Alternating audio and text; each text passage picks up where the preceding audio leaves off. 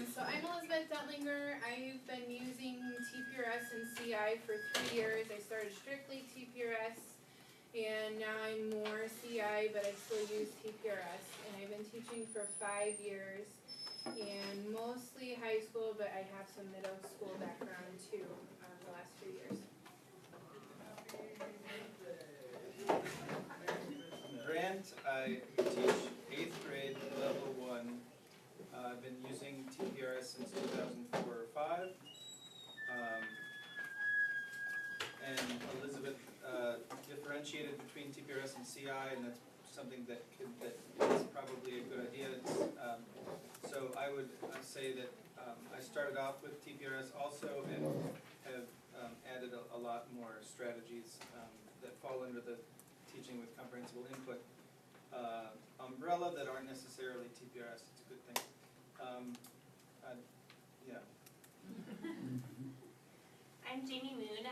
I was at Woodbury Elementary in Marshalltown for 7 years doing 3rd and 4th grade at a dual immersion situation.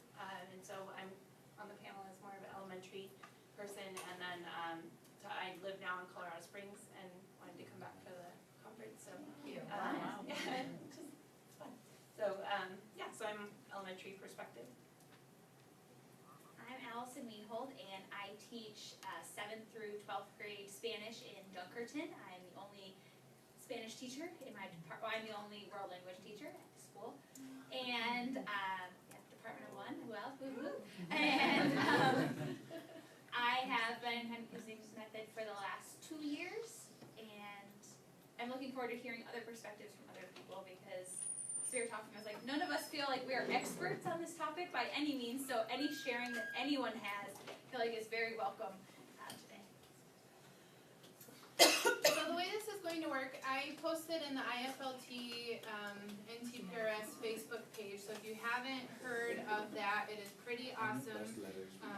Grant is on there pretty regularly, I think Allison is as well, probably most of you are, but if not, IFLT, NTPRS, what's that? IFLT/NTP, that one? Yeah. Want to write it up? Can't you write that? Yeah, too many Sure, letters. sure, and go. yeah. So, Can I just say, is this recorded, Elizabeth? yes. And shared? Okay. Then I'm going to say it right on the camera.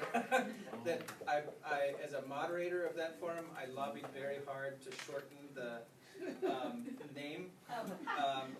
But there are very good reasons for which the other moderators want to leave it as is. So, despite it being challenging, once you find it and join, you don't have to look for it again, because you just have to type IFL into your search box. It's in and national It's worth the search. Yeah. It's worth the work. So we posted in there, what are the questions you really want to know or have talked about, discussed about classroom management? So we have 5 questions that we pulled from there that were pretty popular, pretty common. However, if you have questions, we're really here to help you guys and help answer. And like Allison said, we are not experts by any means. We're just here to kind of share our ideas and help you guys. So if you have other questions or other advice, please feel free to chime in, okay? So the first question we got, rules are rules, right? And a common question that teachers wanted to know was, how do you set up expectations and rules on the first day? Because typically the expectation is that you are starting with the language on the first day. That's what a lot of people tend to do. My personal experience, what I do is I do Spanish the first 2 days. I do a story, we introduce ourselves, a ball game, and then I'll be honest, on the 3rd day, I just go over my syllabus and rules. Because at that point, all the other teachers are getting really intense, and they just want to bring break from those other teachers. So my class is really fun for 2 or 3 days, and then that first Monday, they get to relax a little in my room. So I'll be honest, I just switch to English, and I go through and set it up that way at the beginning. We're going to go in order, or do either of you like raring to go on that one? Yeah. So establishing rules for me is not something that happens in the first week. It's something that happens all year long. And I really hope that by April, I've done a good enough job that May is enjoyable. And that's really how I approach it. So my first day, my first week, my first month is very slow. The language that I'm speaking is slow, but I'm also, I've identified those rules that I think I need to identify to establish an environment that is optimized for language acquisition. And I don't waver. As best as I can, I don't waver on those. And so whenever there is an infraction, I stop. And I laser point or I touch with my hand the rule on the wall that says please no flirting in English, right? And I look at it, and I look at the class, and I smile, and and it's a 20-second pause, and then I continue in the target language. After the first week, there's 40% of my students who are like, all right, we get it already. Let's move. They've made the mental adjustment to what the expectation is. They know it. They're willing to do it. It takes another couple of weeks for the next 40%, right? But by the end of the third week, 80% of the students know and understand the expectation and are beginning to do it. They're still, they're not perfect, right? And then I can focus on the 20% or the 15% that know and understand the expectation and have are choosing not to do it, right? So that's how I approach it. So what are your expectations? Can you share yours?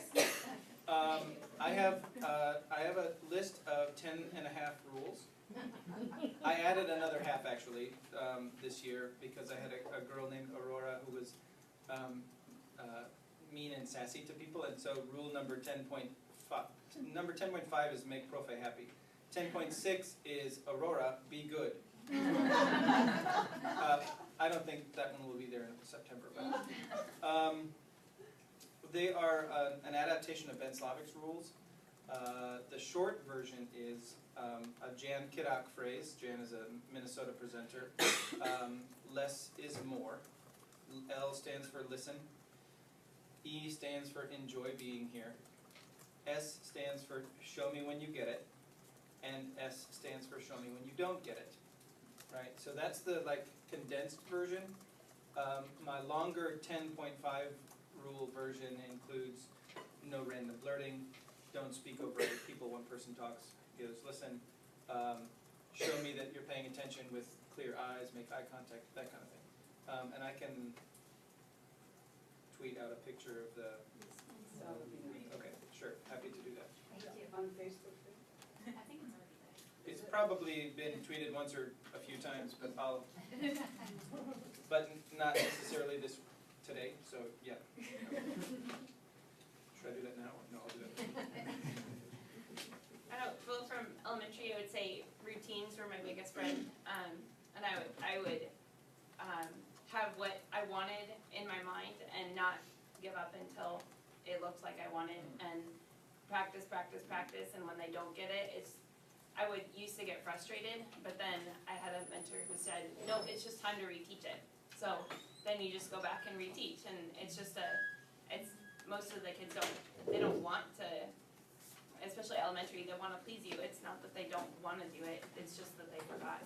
So another teacher said, you gotta go slow to go fast later, so just go slow, go fast, go over and over and over, and then it continued. So, and when I taught immersion, it's kind of applicable. I didn't say it, but I did the last little bit of teaching. I taught K-5 Spanish, and then I did a little stint last year, and I dabble in TPRS. So I'm a newbie to that part, but I thought a lot of the things were applicable, and just keep going over it. And if for the English part, usually they could ask one word or 1 to 2 words. I've heard that before in other places too. So, but in the target language in English. So. I feel like everyone else is kind of already covered, but I guess in my classroom, the main thing is that we are a positive and supportive learning environment, and almost all of the expectations fall into that. And I also, because of my camp background, background, I can't use the word rules to me, like, it has to be expectations.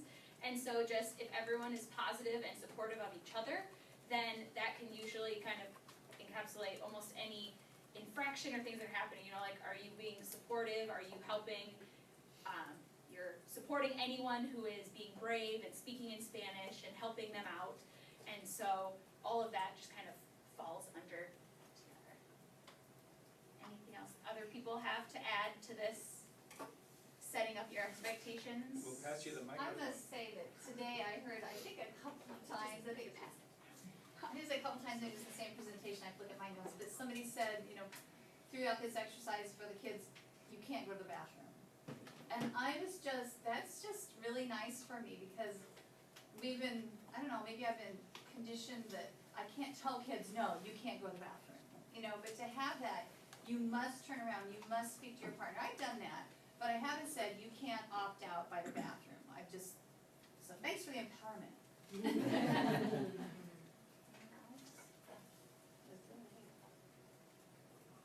Or any follow-up questions? Yeah, this is actually just a plug for someone else's blog, actually. If you haven't checked out Trip Strips and Jim Tripp's blog, he had a really amazing thing that I had never thought about this year. And I am similar to Jamie in that, because I teach elementary, we do a lot of procedures and we practice until they're doing it to my expectation.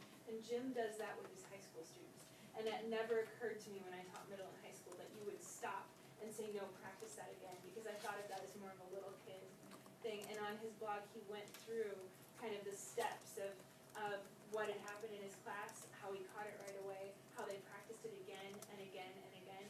And I just thought it was really cool that that strategy that I had thought of as a little kid strategy was being effectively used in high school. Can you say the name again? Jim Tripp. With 2 P's. Trip Scripts. PP.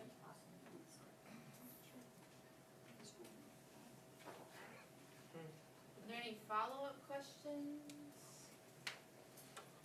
I would say, this is something I kind of struggle with, because I get frustrated, I get overwhelmed by, I've said this over and over.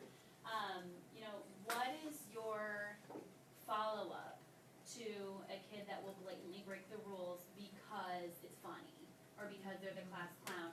You know, I have jobs for them, I know my students quite well, they're the same students, it's a small school. But, you know, what are people doing for that blatant, you know, for this example? I have my grandma policy, and I did this at a 4A school in one of the most diverse classrooms you will probably ever look at. And I had kids who were doing that at the high school level. Purposely, this is funny, I actually made a little area that is the very opposite of what you think a CI classroom should look like. It was very set up, very isolated, and if I was like, hey, you would look like you might need some time to just figure you out. Move the kid to the timeout desk. Kid kept at it. They never left my room unless it was physically harming, because that's not building a relationship with the kid, but at some point that kid stays with me, my door gets shut, my kids wait outside, and we call grandma, or mom, or dad, or whoever's that influential adult, and we talk through it together. It happens again, I request grandma comes and sits in the classroom with me. Because if it's funny to break a rule, you know who doesn't, kids don't mess around in front of grandma. Yeah. And then sometimes they don't respond to their parents, so I will legitimately get a hold of grandparents. They're like, hey, I know they're afraid of you, can you come sit? And I've only had to do it once. One time. And it was for this little itty bitty teeny tiny kid, and grandma sat right next to me, and she got up and left. She goes, I think I might be back just to learn Spanish. And I have never seen a high school boy melt into the floor that fast, but I have grandma policy. Use your supports. Use your supports. Make the kid own the thing. Hey, we're giving you a call because Jack and I have a class. Let him talk about it. And then let him describe exactly why they're calling, and that's all I ever say. And I was like, so it sounds to me like we need to change what's going on. Okay, what do you think my role in that? Make the kid own everything, just like in student-directed conference. Just get your supports in as soon as possible, so otherwise you're deteriorating your relationship with that child, and you're going to put them in a negative spot where you can't turn it around. Any others?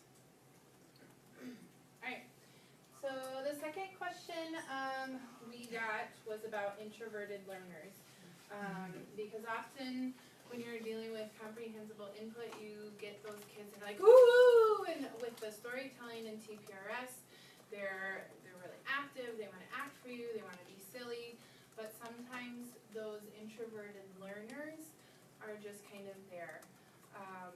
And they're not as vocal about it. And so I find quiet jobs that they might like doing, for example, keeping an eye on the clock. If you have a clock job, they tend to really like that.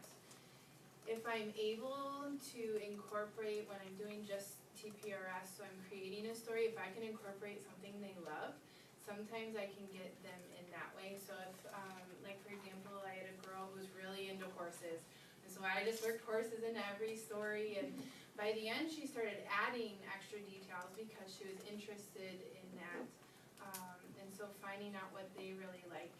And part of me is okay with the introverted learner because quite honestly, I'm introverted. And after a while, like in my Spanish 3, I have one boy so introverted, but when he speaks, and he speaks in Spanish, he's so witty, and he is so profound. And so I also think at some level it's okay to wait for them to develop and nurture, because when they start speaking, they're going to amaze you with what they have to say in English or in Spanish. And so I'm okay with letting them have that process to develop too. You know, and just being quiet. I had one girl tell me, I asked her, ¿Con quién hablaste hoy? Talking about teachers. Who did you speak with today? And she said, just you. And I said, what? And she said, yeah, you're the only one. And so even just in English, like, you know, if it's at lunch, I'll just say hi, you know, things like that to make them feel connected to you. Because sometimes they connect through other students too.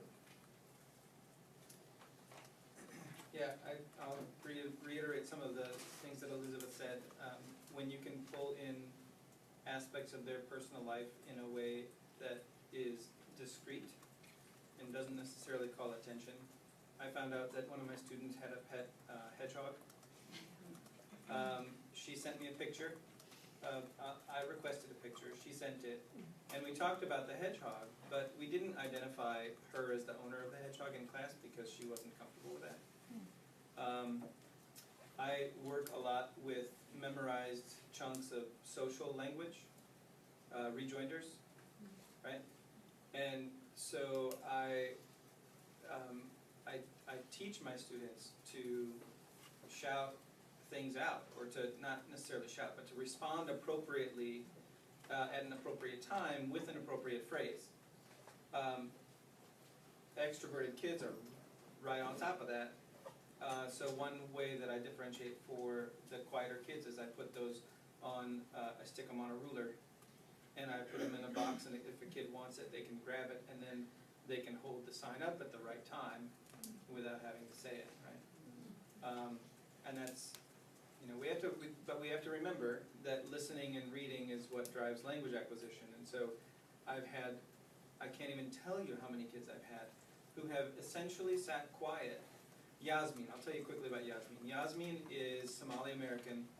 The first day of class, she corrected the way that I said her name because I said Yasmin with an E sound. I was rolling with Spanish pronunciation. She said, that's not right. And I said, will you say it for me? And she said, Yasmin. And I was like, I can't hear the difference. Yasmin. I think it was Yasmin instead of Yasmin. But I really, like, she was adamant, but, and that was the last time she spoke for 2 months, maybe, other than answering choral questions, right? She never volunteered. She never never took, you know, any sort of initiative in that regard. But she was always attentive. Her eyes told me in class that she was focused, she was attentive, she was listening, she was understanding. And so I didn't push it. April comes around. All of a sudden, I don't know why, there's a whole bunch of people in my classroom visiting. And we turned our personal interviews of our students into interviews of our visitors, right? Scaffolding the students up to being able to ask the questions of the visitors. And I just said, does anybody have a question for Adriana, our visitor here? Yasmin. Yasmin gets up. And we're doing it Oprah style, so there's 2 chairs in the front, a cushy chair, and another one, there's a little pitcher of water, and Yasmin gets up and goes up to the stool, sits there super confidently, and whips out a question in beautiful Spanish. So the accent was perfect. And not that that's important, but, and then asks 2 follow-up questions. Oh my God. Right, out of nowhere, right? And nothing, if a person would have been watching class from September to that point in time, there would have been nothing that would indicate to them that she was capable of speaking this way, right? So, I love Yasmin. But tons of kids, tons every year that happens, so. Respect. I would say elementary, I don't know, I had a student this last year, who was similar, wouldn't talk, actually, I was, in the situation I'm in now, I see them once a week, for 12 sessions, and, I was curious if this student was borderline autistic or Asperger's, cause he delayed when I asked him in English, his name, he looked up and down and for about 5-10 seconds and then answered me, so I was glad to have him in class, but I wasn't sure. He seemed to have a lot of anxiety with speaking, and so I had a thought today in grant session. I often skip the silent period, and I know that I don't force output, but I sometimes measure that, and I forget that they can respond with nonverbals as well, and to just we do this for the not understand, but I forget that he can just nod his head yes or no, and that's what I did a lot with him. And halfway through our 12 sessions, he had gone on vacation. He came back, and we were reading a sentence in Spanish, and he translated it to English fine. And all of a sudden, it's just different. So I think just giving them time and just giving them an opportunity when you see that they're panicking or just not sure what to say, just give them an opportunity to respond in a different way, not necessarily verbally. So you know that they comprehend just because they're saying no or yes, and Yeah, just you're say- trusting that they, Yeah, and then him, I said something like, "What's your favorite color?" And I had it on the board, and we had talked about it, and he just went like, we had talked a little bit, so I knew he should be able to do that, but that's fine. So I just said, "Is your favorite color blue?" And so this. Okay, so that, I just know that, and then I just move on, like, it's not a big deal, just move on and keep going. I'd say with everyone else, giving the opportunity for the nonverbal, giving opportunity for, put your head down and doing, yes or no listening assessment. And so no one can see, but that way you just ask a few questions, the kids tell, yes or no. Doing things where they can submit a Google form instead of saying it out loud, giving that option, or having things, so you have some kind of back channel going on so that the kids are able to tweet along with what you're doing or use some of the other technology. For the kids who don't want to necessarily speak in class, but giving some other way for them to show their understanding. And yeah, like everyone said, just don't push it, because like Brandon said, first you have to learn to listen, and at some point, I think it's actually better than some of the traditional, like when I first started, I used to always do all these like stupid presentations, make everybody go in front of the class and present something. Everybody's done it. Okay, many people have done that, where I feel like now I don't do that as much, and instead it's, you're presenting to a partner, you're doing an inside-outside circle, you're just doing smaller things as opposed to here, prepare this and present in front of everyone when you're not ready to do that, obviously. I have someone. I have a comment / question, I guess. So I have this student, I've had her now for 6th and 7th grade, and she's actually a twin, which is kind of fascinating, and I have her twin as well. And she was one of those kids who just didn't show me her eyes. She was always doing something, she was always doodling, and I know that's a thing, I know that, like, I like to doodle, but so I thought it wasn't going in, and her twin is just totally with me all the time. But she produced this writing sample at the end of the year, this year, that was just amazing. And pretty much up to par with her twin, who amazes me. And it's so interesting to see those differences, you know, how, so it makes me wonder, do we have to always ask for their eyes? Like, do we have to be that adamant? I don't know, it's kind of just a pondering thing. Any thoughts? That's hard, cause I have one, and she's a twin too, I think, is exactly the opposite. Her results have been Okay, exactly the yeah, opposite, so. And she's very animated, actually, but she's animated in the way that she wants to be. mm-hmm. So, Kind of fascinating. I think that we do have to thank you. Mm-hmm. And thanks for that question, I think that's a really important question. I think that we do have to recognize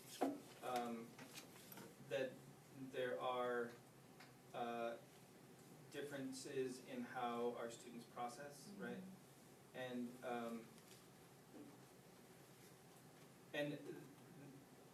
I think the way that I might handle something like that is after, if she has shown that she's attentive, then I might make an exception. Or at least not be, certainly wouldn't call her out in front of her peers or ask her. Well, sometimes I've tried to even just gently, like, bring her back, and so now I wonder, is that even necessary? Is she just there?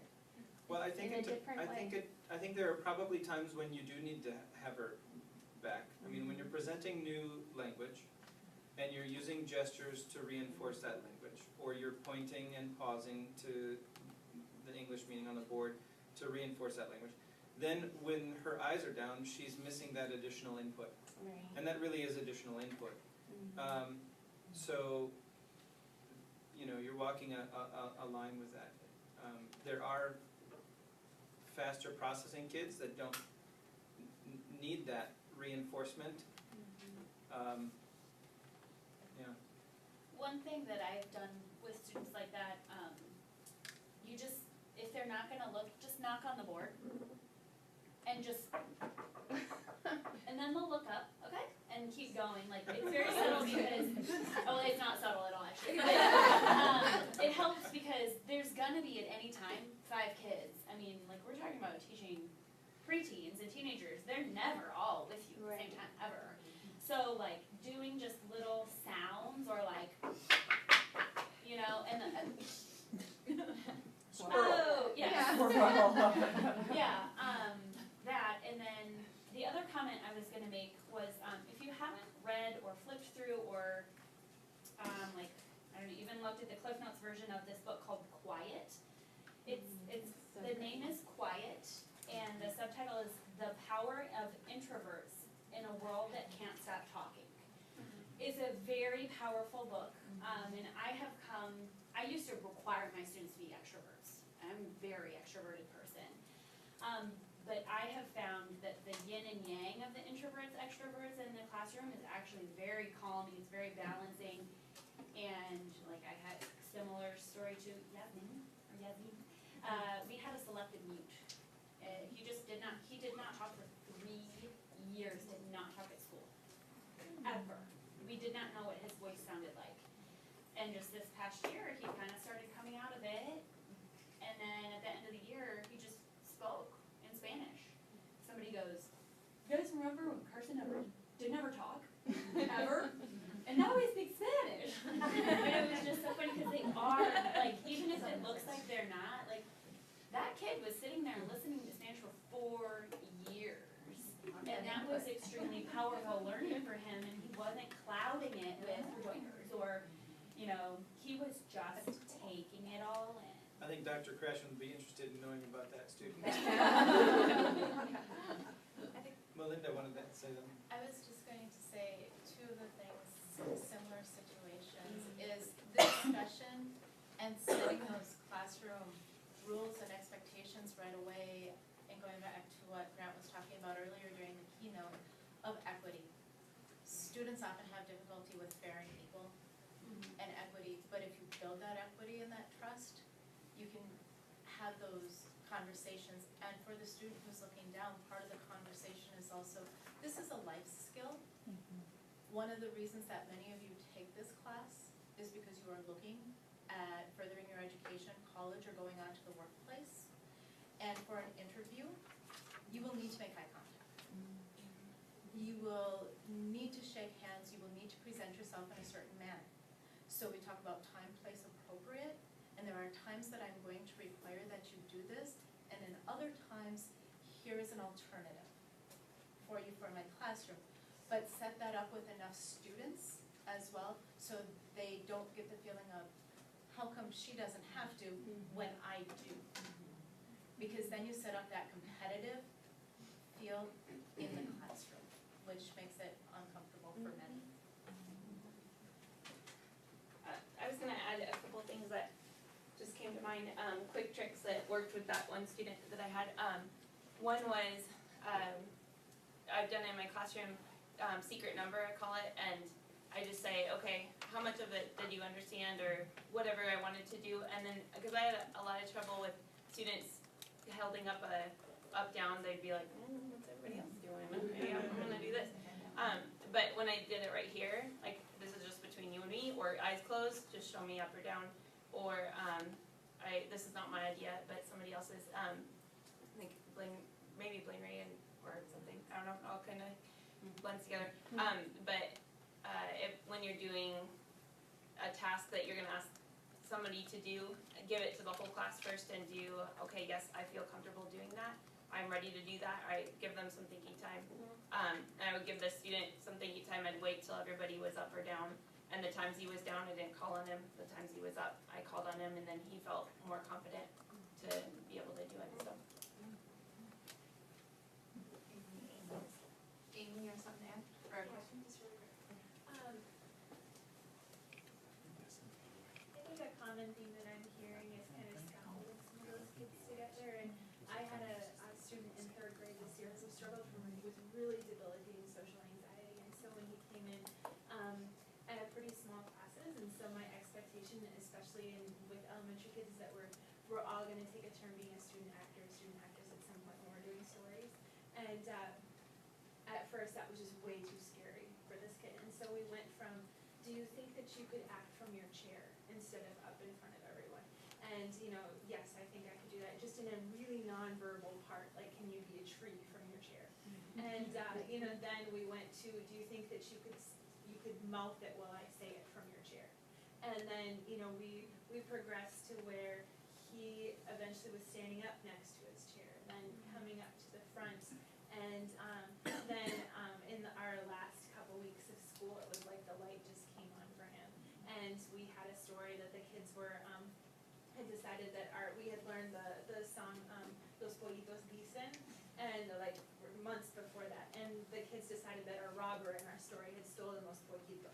So we had a bunch of kids up there being Los Pollitos, and he was up there, saying Fio, Fio, Fio, and singing the song along with everyone else in front of everyone, flapping his wings like a chicken. And so, I mean, here you've gone from a kid that was too scared to act from their chair to just slowly, through building that trust and that rapport in your class, getting them to where just baby steps, like I+1, but in terms of in terms of participation, and the magic of that at the end of the year, and the confidence and the change in this kid. We're doing a lot with growth mindset, and so there was a lot that his classroom teacher had done too to get him there. But just amazing, but just one step at a time. And if he hadn't gotten there, that would have been fine too.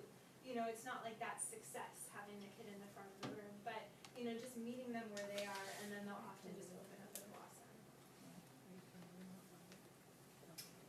Awesome. Well, thank you for sharing. If you have more questions, just please let us know. We'll add them in there. This next, yeah, that's great. That's just what I was planning. Good. So the next one, we're going to talk about classroom jobs, and not just necessarily what they are, but maybe how they're organized, how you change them. Because everyone has heard, I'm guessing, about classroom jobs where you assign a kid to open the door, or one kid gets sound effects in your stories. So just more talking about the juggling of how that looks in your classroom. Don't say everybody's heard of. Sorry, Because sorry. Sorry. Thank you. Y'all know this, but. Okay. It's not true. Sorry. I'll start with just talking, kind of explaining a little bit that some, kind of like if you've ever been in an elementary classroom, not necessarily language, just an elementary classroom, a lot of elementary teachers have a job board. And there are certain jobs that students have that rotate through. So jobs in a language classroom could be things like the person who passes out the papers, or who makes this certain sound effect. It might just be one sound effect. If you know this one kid makes this really great noise, and they make that noise at an appropriate time throughout the story. Things, yeah, like the electrician, you know, who turns the lights on and off at appropriate times, who, what are other jobs people have? Vanna White. Oh yeah, so Vanna is someone who is showing things that are happening.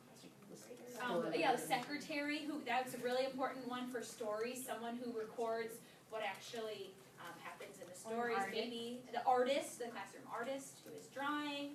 There might be filming, if you needed to film something for class, or film a story so then other students could watch it.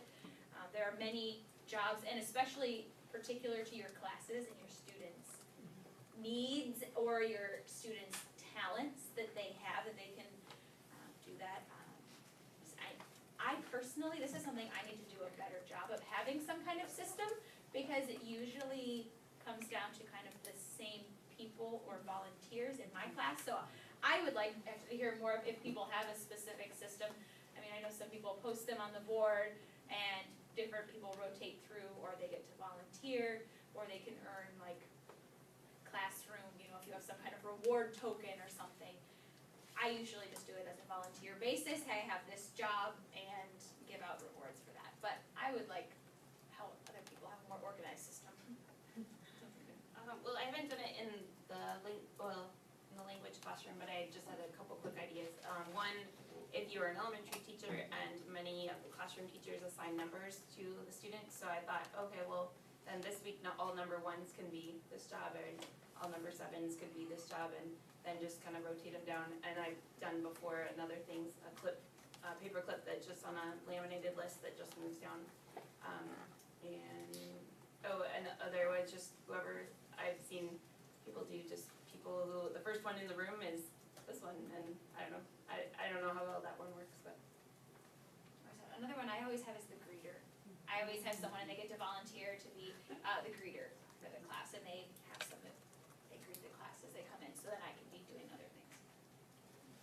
Yeah, I have lots of jobs that are now indispensable, like I can't do without them.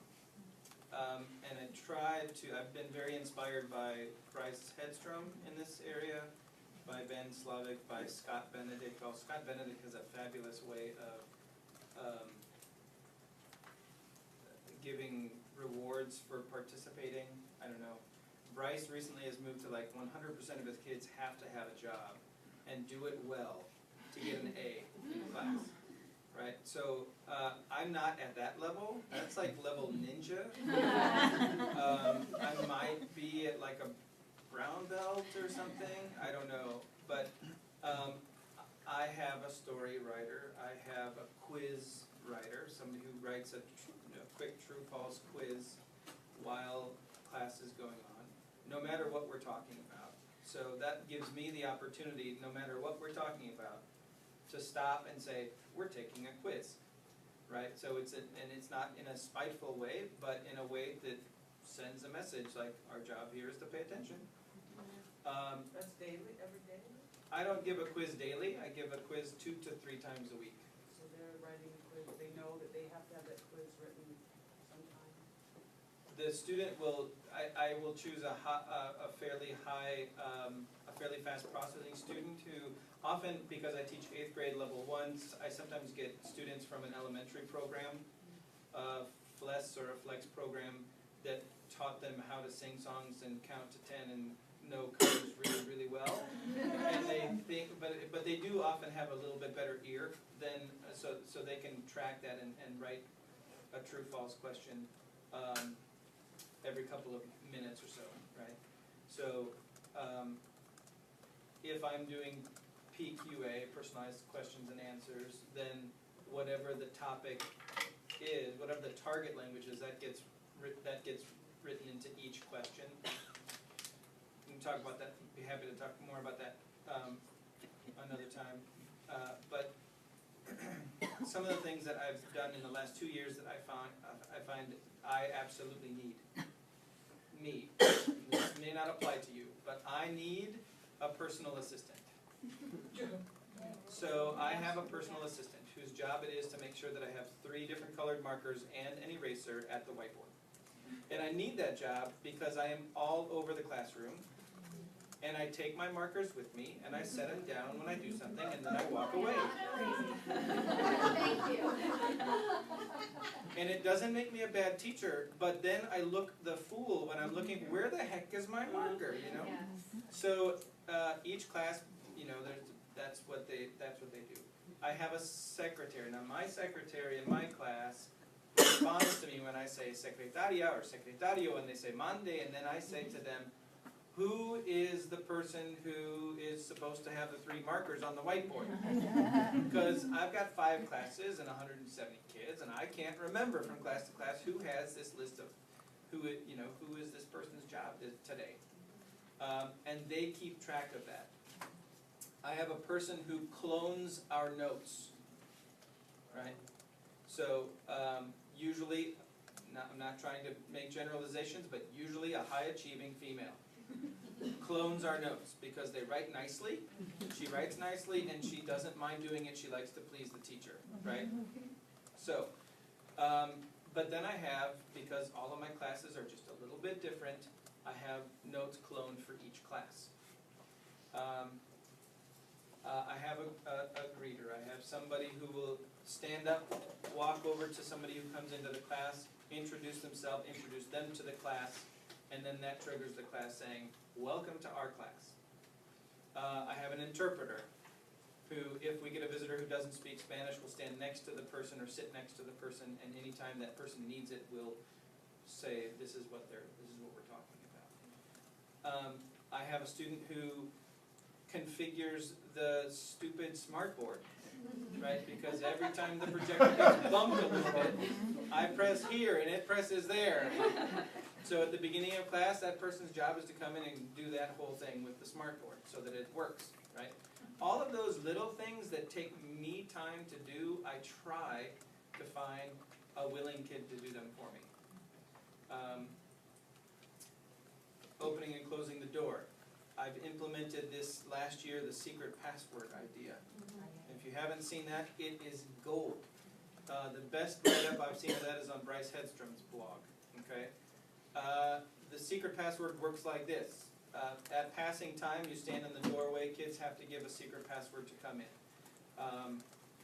There's not a lot of pressure, you're not gonna keep them out if they don't get it, right? But it's just it's a personal interaction between you and each individual kid. A little fist bump, making some kind of physical contact with each kid that's positive physical contact with each kid helps to create a better relationship. Save the other kind for later. But then in class, I keep my door closed. And so there's a student whose job it is when somebody knocks to jump up and go to the door and say, ¿Quién? From the other side of the door. Right? And they say, it's Tony. ¿Cuál es la palabra secreta? And then they have to shout, no vale la pena. Okay, pasa, right?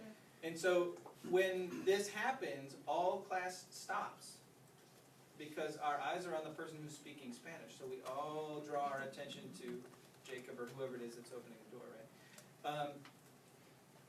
It's what I like to refer to as taking those interruptions and making them into fortuitous opportunities for more language, right? So I've extended my turn. How often do yours Expended. rotate? Oh, yeah, about that. Or do they stay the same? A really organized elementary teacher would have numbers on a clip. This week it's number 3. A person like me says, you do a really nice job cloning that notebook. Keep rolling. Because ultimately for me, the job is about making my job easier, right? So when I find somebody that's really doing it well, I don't always change. However, generally speaking, I will say that the flow tends to be every 5 to 6 weeks. When kids start to, because the thing with jobs is, you have to train them to do the job the way that you want them to do it. You can't expect them to know how to do it, and so you have to train them. And when you don't pay attention to a particular job, or a job doesn't get done for 2 or 3 days in a row, guess what? They just assume that they're not doing that job anymore, right? So if there isn't, you have to have everything else under control to a degree that you can dedicate energy to that training, to that, and that takes some doing. They've also, There's a question in the back. Yeah, I just have a question. It seems that it's really elementary and middle school. Is there such a thing for high school too, or? Sure. Yeah, make it, totally, do it. so I, I have a question for Grant. Yeah. How often do you rotate your palabra secreta? A really good teacher would rotate their palabra secreta maybe, I don't know, once a week, once every 2 weeks. I mean, I use rejoinders for that most of the time. And so depending on how well they get it, or, you know, there may be a week when for 1 or 2 classes that I'm not there at the door because I'm breaking up a fight, or because there's, you know, that's a by feel thing. Certainly once you can tell that it's internalized by over 80% of the kids, you can move on to another one. Okay. And then if you want to really mess with them this way. The kid knocks on the door. Kid goes and says, ¿Quién? And then they say, it's Tony. And then you say, the kid says, ¿Cuál es la palabra secreta? And then the kid gives what the kid thinks is the secret password. And then you say, Psst, Jacob, that's the kid opening the door. Jacob, tell him, dile, la palabra secreta es diferente. So Jacob opens the door just a crack and says, la palabra secreta es diferente. And closes it. Tony doesn't know what the heck to do. So he knocks again. ¿Quién? It's Tony. What's the secret password? And then there's silence. Because the kid doesn't know what to do. And he opens, la palabra secreta es diferente. Yeah, I got a lot of mileage out of that one this year. I think we had another question in the back. I just had a question about how you deal with absences.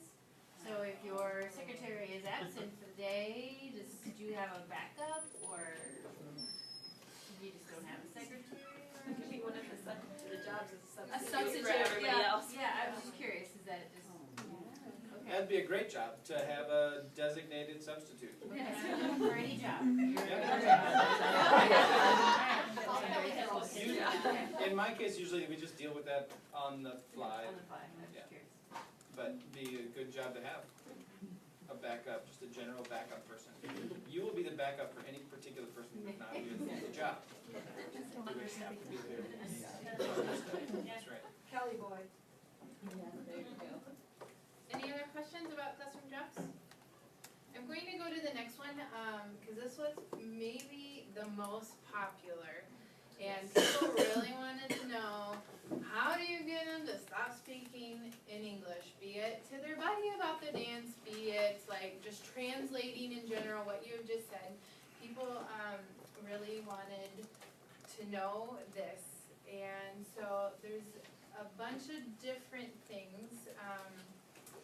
And we're going to try and do a little raffle with some of the things I do. And I've completely stolen these from other people. So please do not give me credit, and I can't remember who I got them from. The first thing I tried were lights at the front of the room. And so I would turn on the lights, and that signified English time. Spanish. And when they turned off, it was English time. And this worked really, really well. Until we started really getting going and kids forgot, and I was not very good about reinforcing it. And even at the end of the year, I would, like with my Spanish 3, Jacobo Freer, bless his soul, he would be like, Profe, ¿por qué hablamos en español? Las luces no están rojas. Like, the lights aren't red. Why are we speaking in Spanish? He would literally run up and he would hit those lights because otherwise we can all speak English. So that was one thing I tried. It wasn't always perfect. And so let me ask, who knows the definition of TPR? Not TPRS, TPR. Who can share? Oh, okay. Raise your hand if you're a creator. Raise your hand, raise your hand, first hand. Blaine Ray. Blaine Ray, woohoo! You have won some lovely decorative lights that do not need to be plugged in. Please watch your heads.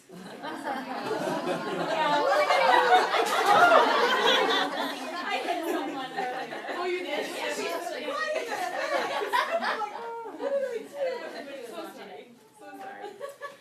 Another thing I did that worked really well this year, especially with my middle schoolers, because I never officially taught food, and I had all these random food from this lady I retired from, like this weird piece of bread and like plastic fruit. Like, I should really maybe teach how to say orange aside from just, the color.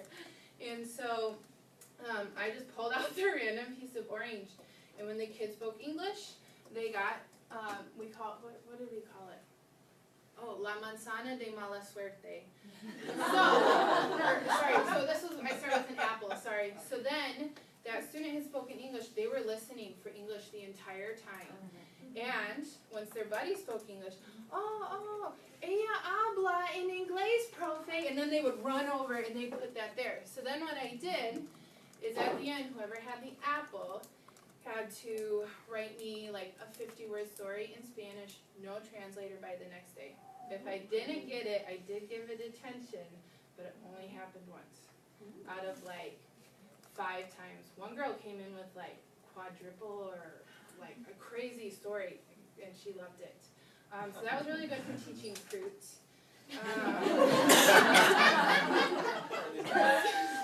So, what's another good? Aren't you gonna throw some fruit now? Yeah. Random question. Sorry. How do you say apple in Spanish? Raise your hand. Yeah. Manzana. Manzana. You are gonna throw fruit. So I don't have a manzana, but these do light up. So I just grabbed anything. The bread was not good because it was like, I don't know, particle or something. So don't pick those things to throw at kids, But then you're like teaching kids, throw it to so-and-so. Paulino, I don't have a good aim. Nice throw. Yeah. So they'll love that, continue with the lights. And then the last thing I do, and I don't really think this is the most in line with maybe a TPRS or especially a comprehensive input philosophy, I have a punch card system, and I know Martina Bex has done it where she will give the kids a card and she's just listening. If she hears English, she takes off a punch card and they lose a point. I have also flipped it, and when I start looking, especially in Spanish 3, and I'm looking for them to start participating more, I give them punches for speaking in Spanish, because I'm looking for them to start creating with me. And so how I'll set it up, if I'm just taking points, I draw up the card and we write in our names. But once I get into Spanish 3 and I'm wanting them to engage more, because I don't want to keep asking the questions, I'll have a question side and an answer side. So my really creative kids who like asking questions, like my Jacobo and Wyatt, they're going to ask a lot of questions, and that's okay. And then I've got some kids that'll just want to answer, and so I just differentiate. They just want to get like 5 a day or whatever. So that's one thing I do. And then if they speak English, they lose a marker. And so I make a big deal. And like one boy, bless his soul, Odessa, had to like pray to me, and we were teaching the word pray, and so I thought, this is a great learning opportunity, and so I said, okay, I won't take off a point if you get down and you pray to me. I said, pray to me. And so he was like, he was like, en serio, en serio, and so he gets down there and he's like, but the kids ate it up, and so that was really cool too. So, random question. Who is the current IWLA president? Raise your hand. Kim. No? Oh. Oh, she's Jason, no. Jason, no. Yeah. It's not Jason Noble. It's Linda Cornell. Wait, what? Linda's in the Oh, president. that's Jason's right. the president President elect. or the, I thought she was past. No. She's the president now, Jason's the president too. And Oh, Jason's wait. awesome, they're all I awesome think she's people. Okay, Yeah. yeah, okay. I'm vice president, I I know. It's just so few people are no cards in the whole bunch. I know, Okay. let someone else have it. I know, okay, sorry, and you can have them. Okay. Just, Okay, I'll take it. Give it to I'll let you decide. Oh. You were right with her. I'm stacked, the deck is stacked in my favor though. Yeah, thank you. Oh, that's a big move. I didn't mean to embarrass you, I'm sorry. Oh, sorry. What do you do? I don't have anything to give away. Oh, no. What am I supposed to talk about? I forgot. How do you prevent English? Oh,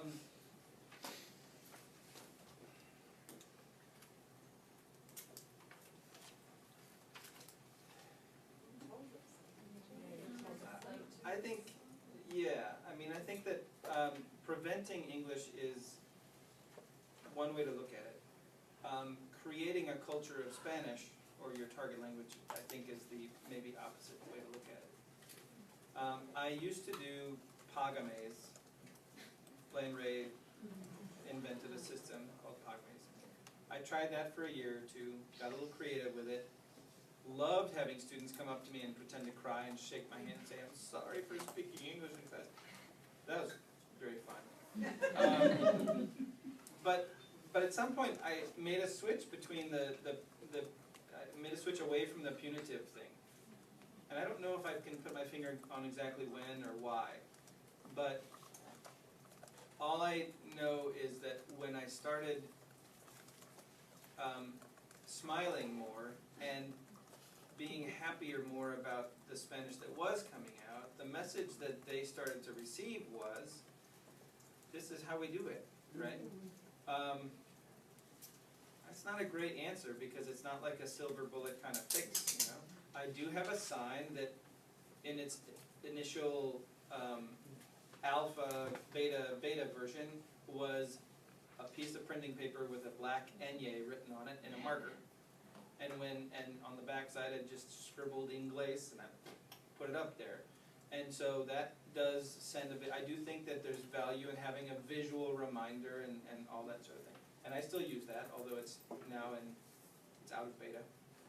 It's laminated.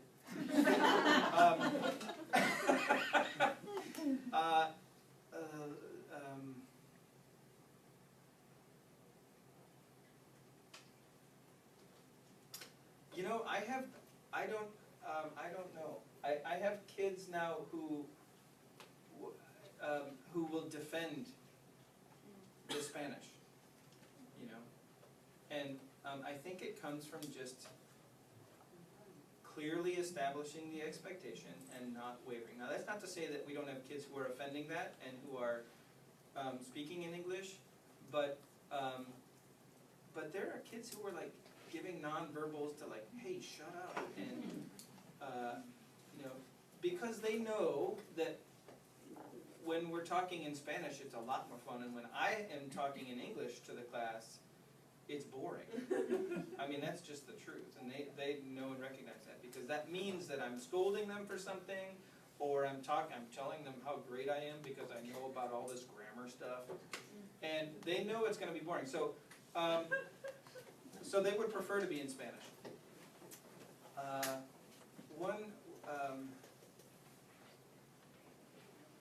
I can't remember. I was going to say something else. Yeah.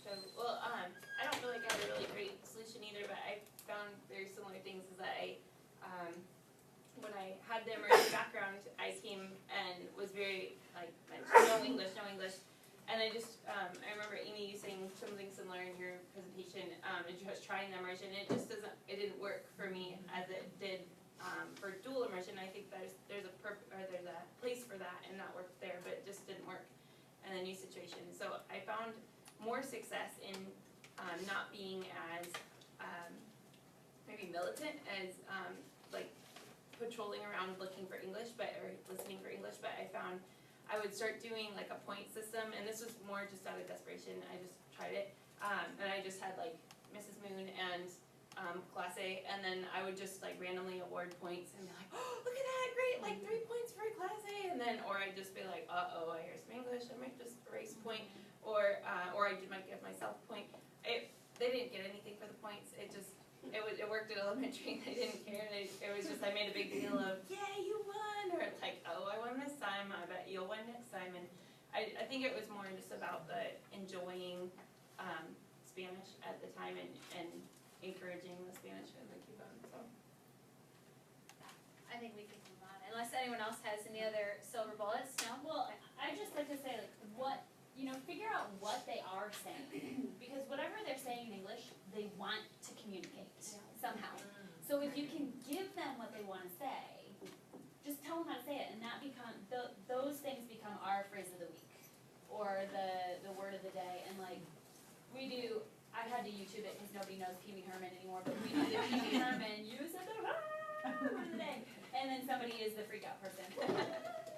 But you have to give them what they wanna say, because if they're saying it in English, it's because they don't know how to get it out fast enough in language, hard language. Can I stretch that just a little bit?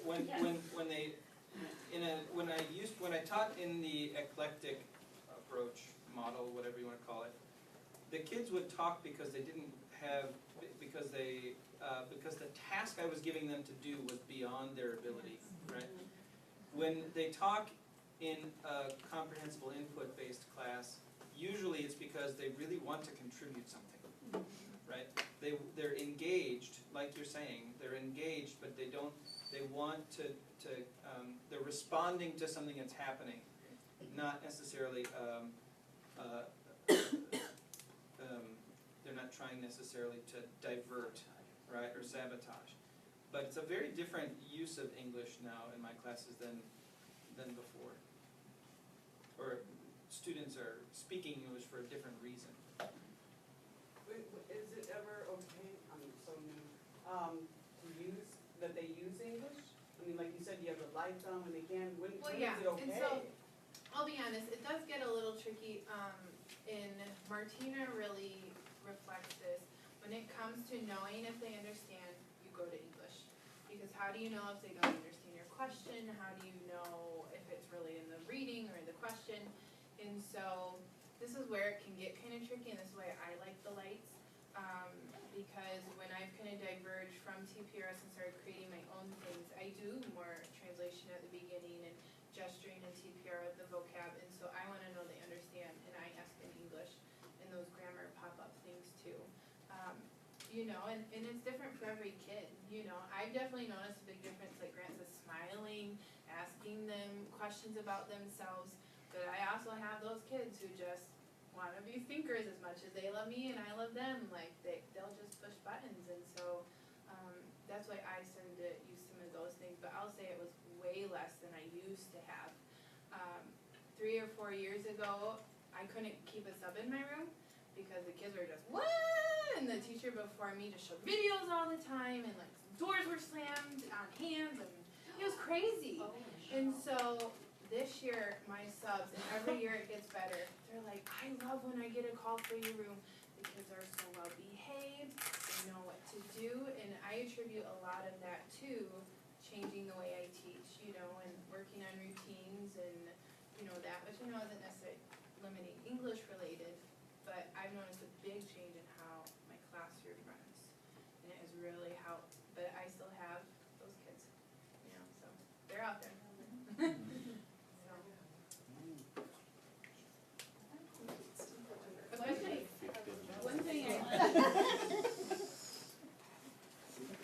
One thing I did with do almost every year with my Spanish 1 students is, I think partly, especially at the beginning, it's because they don't think they can. So we do little contests, and usually they're like against them.